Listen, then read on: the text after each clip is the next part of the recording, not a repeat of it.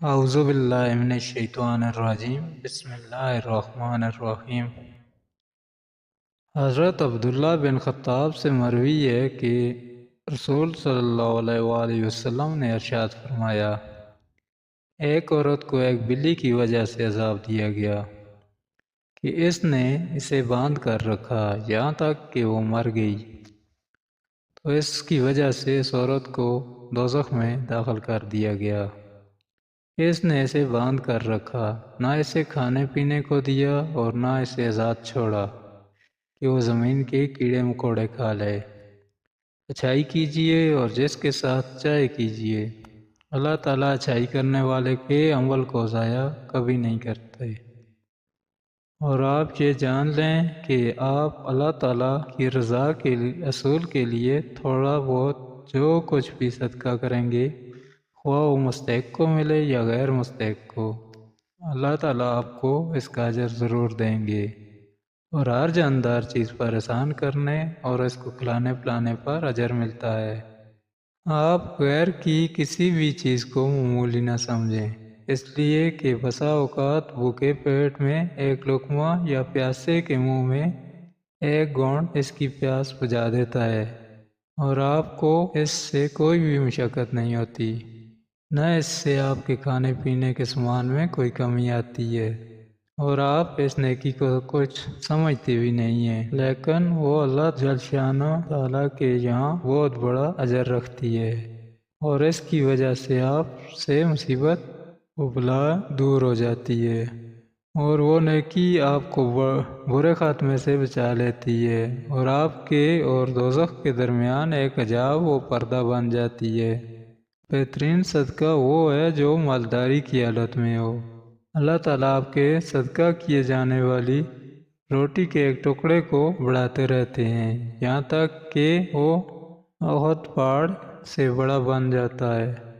ذرا اس شخص کو ملاحظہ فرمائیے جس نے کتے پر رحم ترس کھایا اور یہ جان لیا کہ کتا نہایت سخت پیاس کی وجہ سے ہانپتے ہوئے زبان باہر نکال رہا ہے اور اسی وجہ سے گیلی مٹی چوس رہا ہے، چنانچہ وہ فوراً کنویں میں اترا، اپنا چمڑے کا موزہ پانی سے بھرا اور اس کتے کو پانی پلا دیا جو کنویں میں اتر نہیں سکتا تھا اور پانی تک نہیں پہنچ سکتا تھا۔ دیکھیے اللہ تعالیٰ نے اس نیکی پر کیسا اجر عطا فرمایا، اور اس کتے پر رحم کھانے اور اسے موت اور پیاس سے بچانے پر اس کے گناہ معاف فرما کر اسے دوزخ کی آگ سے بچا لیا۔ صحابہ اکرام رضی اللہ تعالیٰ عنہ کو اس واقعہ سے تعجب ہوا اور انہوں نے چوپایوں کے ساتھ احسان اور حسن سلوک کا حکم دریافت کیا، اور یہ دریافت کیا کہ اس پر بھی اجر ملتا ہے۔ نبی رحمت اور امت پر شفقت و مہربان رسول اللہ صلی اللہ علیہ وآلہ وسلم نے انہیں یہ بتلا دیا کہ انہیں عارضی روح کے ساتھ حسن سلوک کرنے پر اجر و ثواب ملتا ہے، جیسا کہ اگر ان کے ساتھ ظلم و زیادتی کی جائے اور ان کا حق ادا نہ کیا جائے تو اس پر گناہ اور عذاب بھی بہت سخت ہوتا ہے۔ دوسری حدیث میں آتا ہے کہ اللہ تعالیٰ نے ایک عورت کو دوزخ کی آگ میں اس لیے داخل فرمایا کہ اس نے بلی کو باندھ کر رکھا، اس کے ساتھ بہت برا سلوک کیا اور اس کے جو حقوق اس پر تھے انہیں ادا نہیں کیا، نہ کھانے کو دیا نہ پینے کو، اور نہ ہی اس کو آزاد چھوڑا کہ وہ زمین کے کیڑے مکوڑے اور ادھر ادھر پڑی چیزوں سے اپنا پیٹ بھر لے، اور یوں ہی بھوکی مر گئی۔ اعوذ باللہ من الشیطان الرجیم بسم اللہ الرحمن الرحیم۔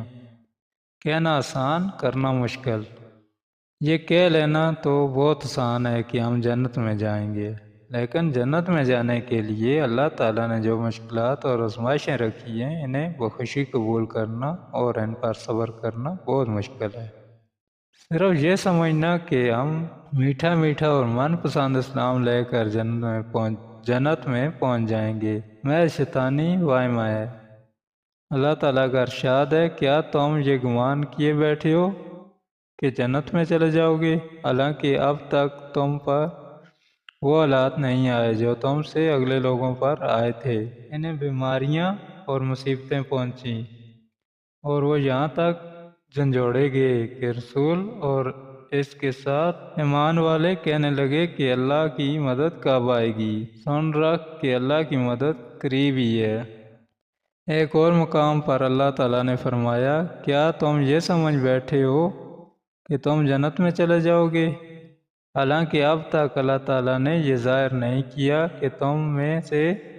جہاد کرنے والے کون ہیں اور صبر کرنے والے کون ہیں۔ پتہ چلا کہ مشکلات اور آزمائشوں کا راستہ جہاد اور قتال کا راستہ ہے،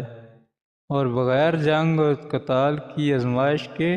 جنت میں داخلہ ممکن نہیں، بلکہ جنت میں داخلہ صرف انہی کو نصیب ہوگا جو آزمائشوں پر پورا اتریں گے۔ جیسا کہ اللہ تعالیٰ نے ایک اور مقام پر ارشاد فرمایا، کیا لوگ گمان کرتے ہیں کہ انہیں صرف یہ کہنے پر چھوڑ دیا جائے گا کہ ہم ایمان لائے اور ان کی آزمائش نہ ہوگی؟ اسی طرح انسان اپنی خواہشات کی تکمیل میں یہ نہیں دیکھتا کہ کیا یہ مجھے جہنم میں لے جانے کا سبب تو نہیں بنے گی۔ ہر جائز اور ناجائز خواہش کو پورا کرنے کی کوشش کرتا ہے، لیکن جب اسے کہا جاتا ہے کہ یہ عمل تو جہنم میں لے جانے والا ہے تو کہتا ہے کہ دیکھا جائے گا، حالانکہ جب وہ وقت آئے گا تو سب سے ہلکا عذاب بھی برداشت نہیں کر پائے گا، اور پھر یہ خواہش ظاہر کرے گا کہ ساری دنیا کے برابر بھی سونا دے کر جہنم سے بچ سکتا ہے تو بچے، لیکن پھر یہ ممکن نہیں ہوگا۔ یاد رکھو کہ